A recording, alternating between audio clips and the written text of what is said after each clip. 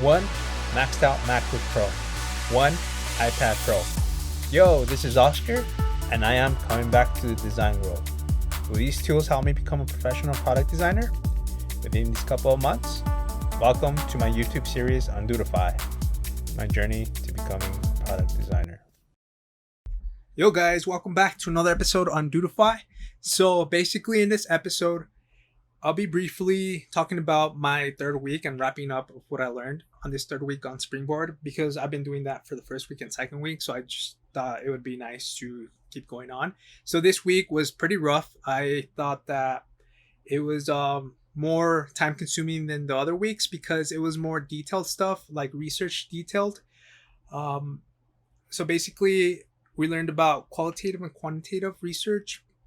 So like quantity versus quality. So like quantity and numeric count, like Google Analytics, stuff that you can see through numbers. And then qualitative is like users' feedback, users' surveys, and like anything with interacting with the users. So it's more like quality. So what I got from this is that you need to do both quantitative and qualitative analysis in order to do a good UX research techniques, because without one you can't really do the other one. And another thing that I learned was also competitive research. Competitive research was finding your competitor, what they're using. Are they using eye tracking movement software? Are they using heat maps? Are they using Google Analytics? Of course, a lot of companies use Google Analytics, but are they using anything else? Like, are they seeing what their competitor keywords are, and then are they like fighting for those keywords? Stuff like that. Anything with competitive analysis and quantity is with competitive research.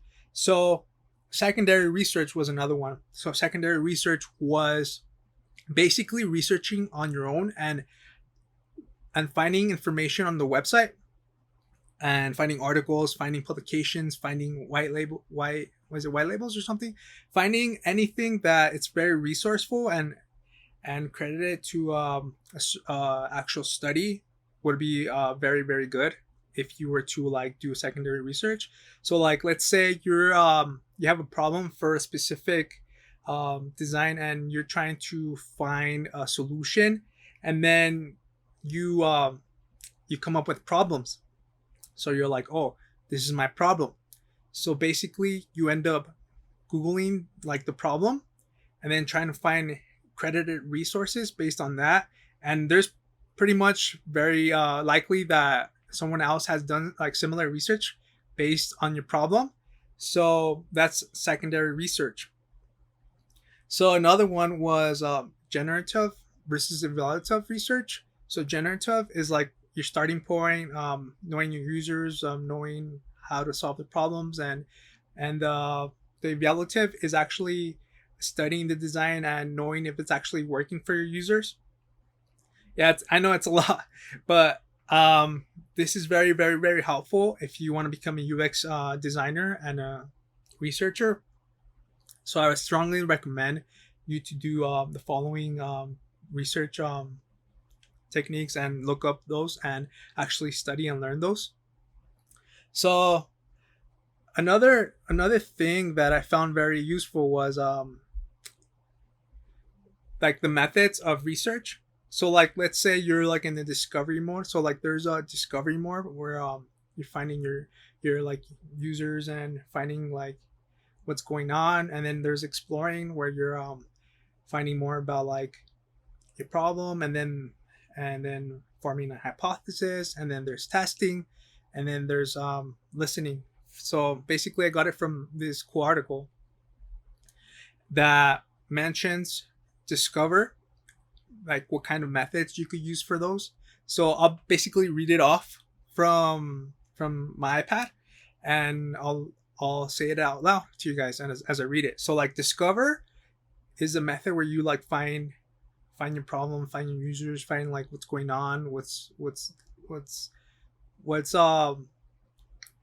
it gonna take to get information and all that. So like, really cool methods, it's field studies, user interviews.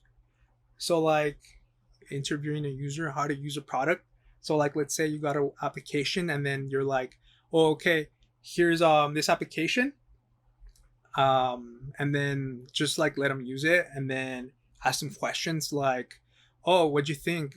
Give me like 3 words where you thought about this, and then you could also like give them a competitor as well, and like not tell them which one is actually your application, but just giving them like 2 applications and then seeing how they navigate and like what tasks they have to take, or know what answers you want like from that user interview.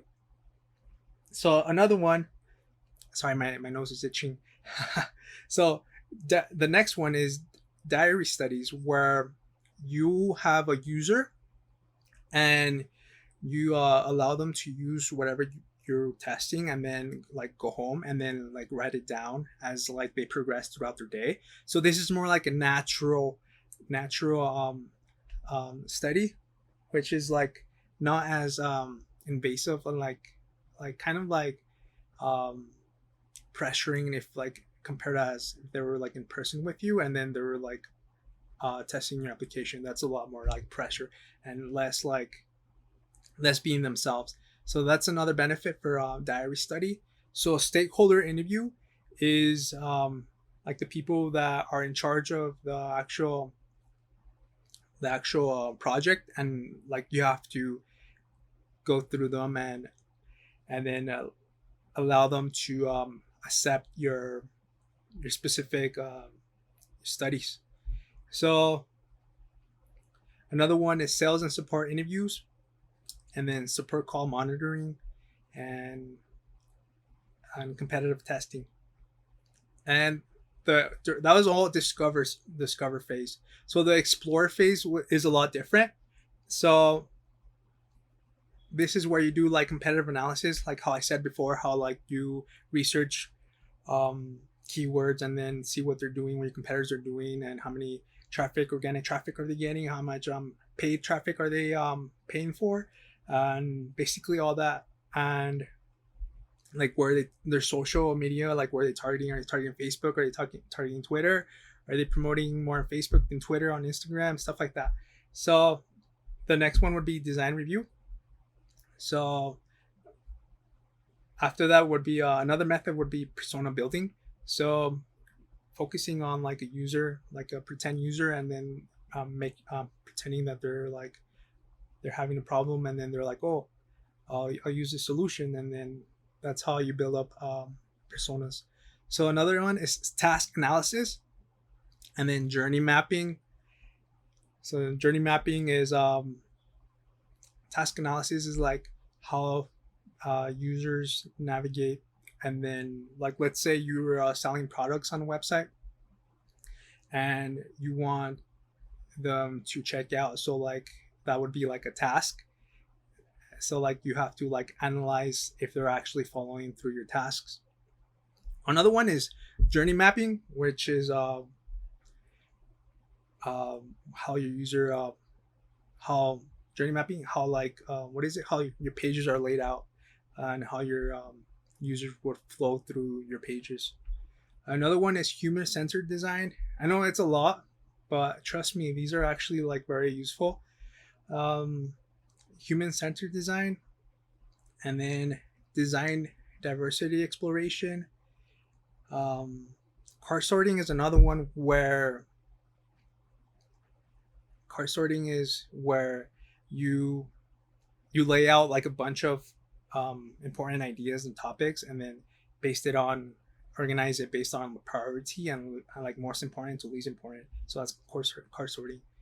And then another one is testing. So like the methods what to use here is qualitative usability testing, training research, social media monitoring, user group outreach. So that's basically all testing. Forum post analysis, benchmark testing, accessibility evaluation, test instructions and help.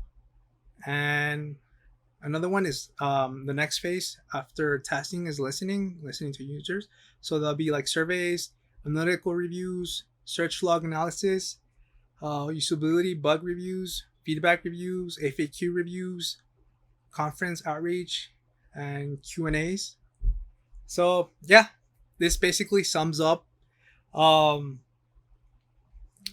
what you need to like do as while you're exploring through user research. Yeah, it's very, very, very detailed. Hopefully, I get to explain it more in more videos along the way.